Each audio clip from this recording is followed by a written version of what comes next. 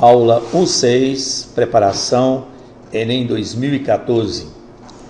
A tabela abaixo mostra o fuso horário de algumas cidades do mundo em relação à hora oficial do Brasil, em Brasília.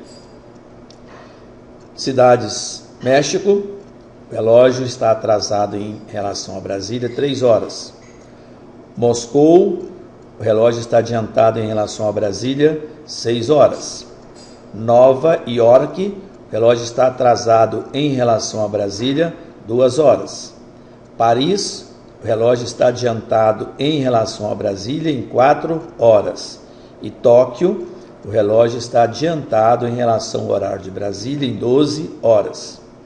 De acordo com esta tabela, se em Nova York são 7 horas, quantas horas são em Paris?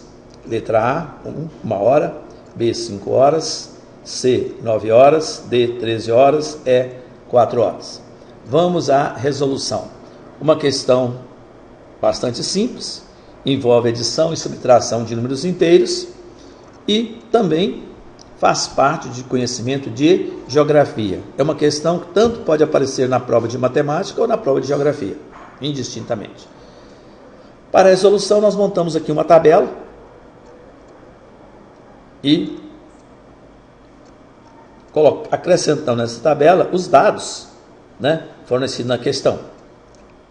Acrescentando aí exatamente, em Nova York são 7 horas, que é o dado fundamental para a solução da questão.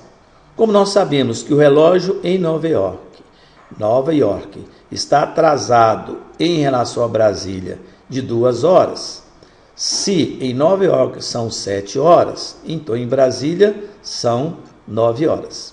Então, com relação ao horário de Brasília, nós podemos não só estabelecer a hora em Paris, mas a hora em qualquer uma dessas cidades. Então, 9, ele está atrasado 3 horas no México, então no México são 6 horas. Moscou está adiantado em relação a Brasília 6 horas. Então, se em Brasília são 9, em Moscou vai ser 15 horas. O relógio de Nova York está atrasado em relação ao de Brasília de 2 horas. Se em Brasília são 9 horas, então Nova York são 7, que foi o dado fornecido pela questão. Se em Paris o relógio está adiantado em relação de Brasília 4 horas, se em Brasília são 9 horas, em Paris serão 13 horas. Em Tóquio, o relógio está adiantado 12 horas, 9 com 12, 21.